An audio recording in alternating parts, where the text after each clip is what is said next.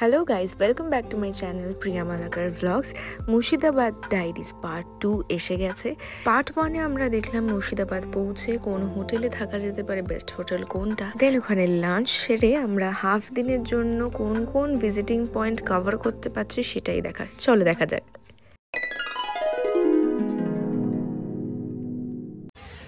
আমরা প্রথমেই এলাম হাজারদুয়ারিতে, এই যে পেছনেই রয়েছে।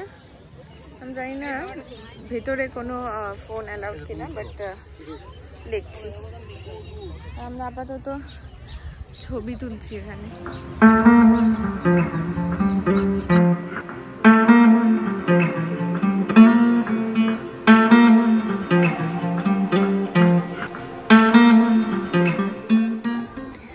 মা, তোমার এই হাজারদুয়ারের এই হাজারটা দুয়ার দেখতে না পেয়ে কেমন লাগলো?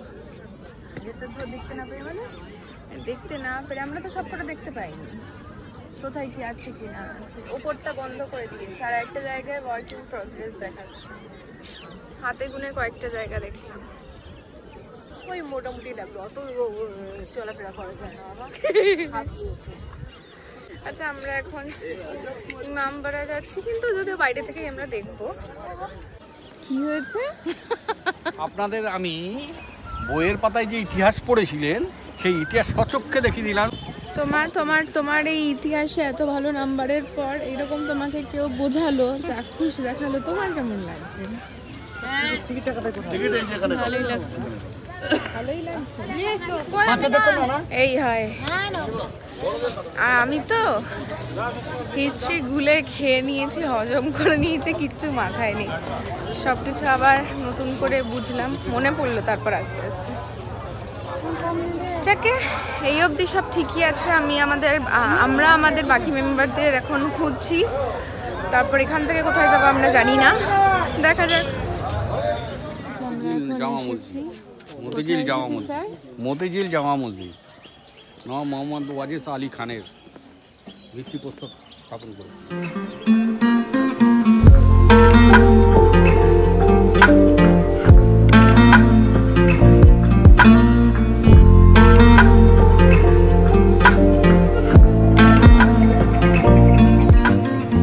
এরপর যাচ্ছি আমরা মতিঝিল পার্কে। পার্কের ভিতরে এক্স্যাক্টলি কি আছে সেটা দেখার জন্য। এখানে একটা ম্যাপ রয়েছে বোঝার জন্য, বাট অবভিয়াসলি আমরা সেটা পড়ি না। তোমরা গেলে অবশ্যই পড়ে নিও। টিকিট কাউন্টার রয়েছে, সেখানে টিকিট কেটে তারপরেই ঢুকতে দেবে। একটা মজার ব্যাপার ঘটেছে যে বুবাইদা সাইকেল ভাড়া নিয়েছে। আপাতত ওরা 1 ঘন্টার জন্য নিয়েছে, তো বললাম 1 ঘন্টা তো চালাবো না, অল্টারনেট করে আমরা চালিয়ে নেবো, তারপরে আমরা বাকি আধ ঘন্টাটা কমপ্লিট করবো। ওই যে বুবাইদা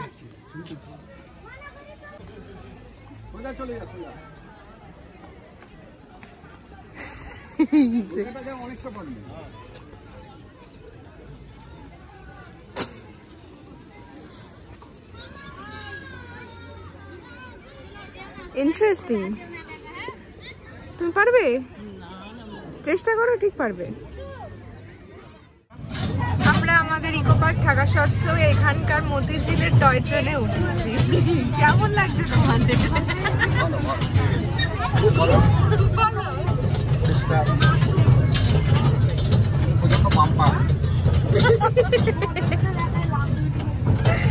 লাইনে বড্ড বাম্পার।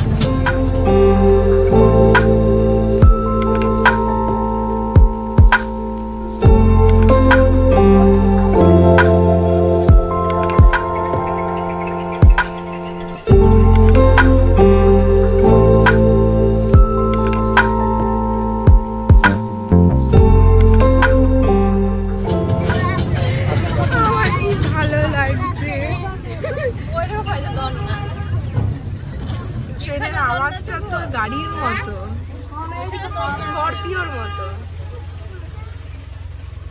এই কি সিগন্যাল পাইনি?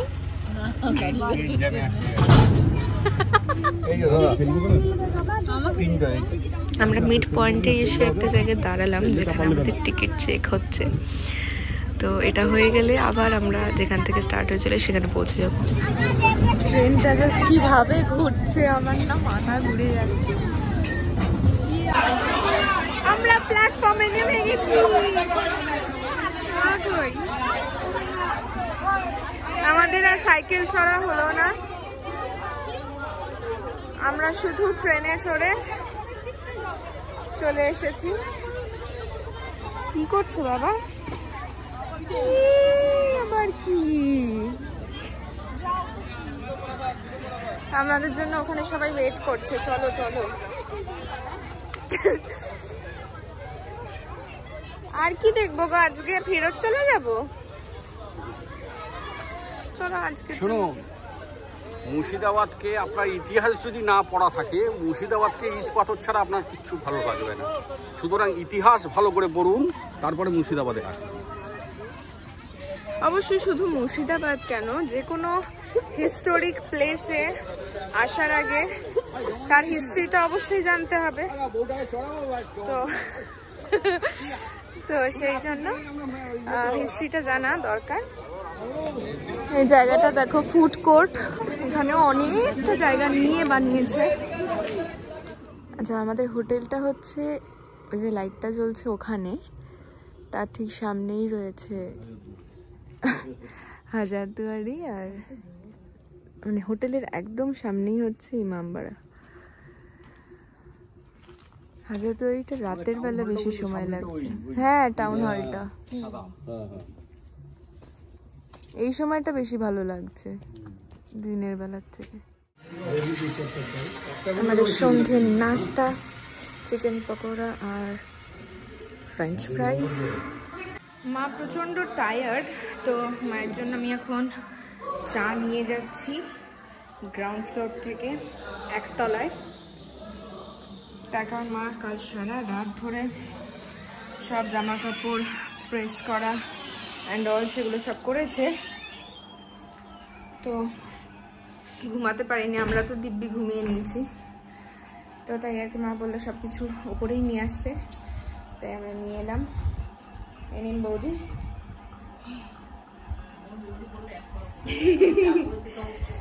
দেখি আমাকে ছাড়া খেতে শুরু করে দিল, আর ওই সসটা আনোনি না?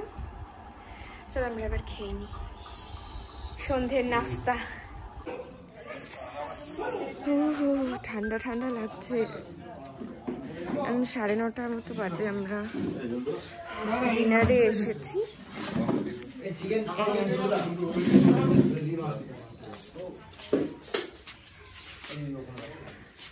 অলমোস্ট আমরাই লাস্ট। বসুন, আমরা ঘুম ঘুম চোখে উঠে চলে এসেছি।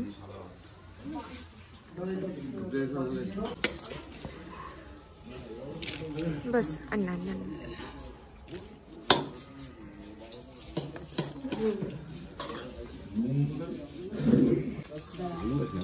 আলু নেই।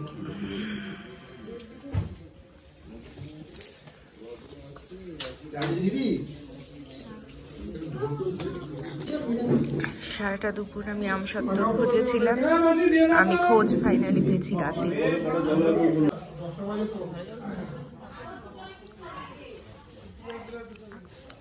এবার ঠিক আছে, খেজুর, আমসত্ত্ব, টমেটো সব পেয়েছি।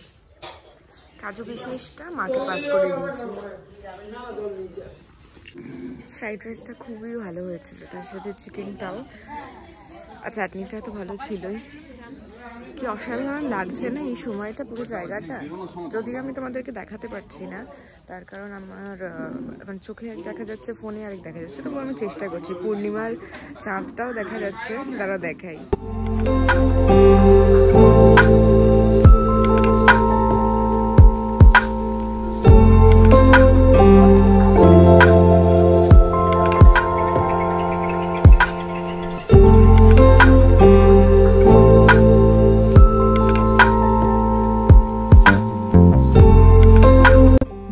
ছুটিতে মুর্শিদাবাদ, সেখানে আমরা হাফ দিনের জন্য কিছু কিছু ভিজিটিং পয়েন্ট কভার করতে পেরেছি। এখন অনেক বাকি রয়েছে, জানি না কাল কি হবে। তবে প্রথম দিনটা আমার সত্যি খুব ভালোই কাটলো। তোমাদের কেমন লাগলো ব্লগটা দেখে অবশ্যই কমেন্ট বক্সে জানিও, আর একটা লাইক করে দিও। দেখা হচ্ছে পরের দিন, মানে ডে 2-তে। টাটা।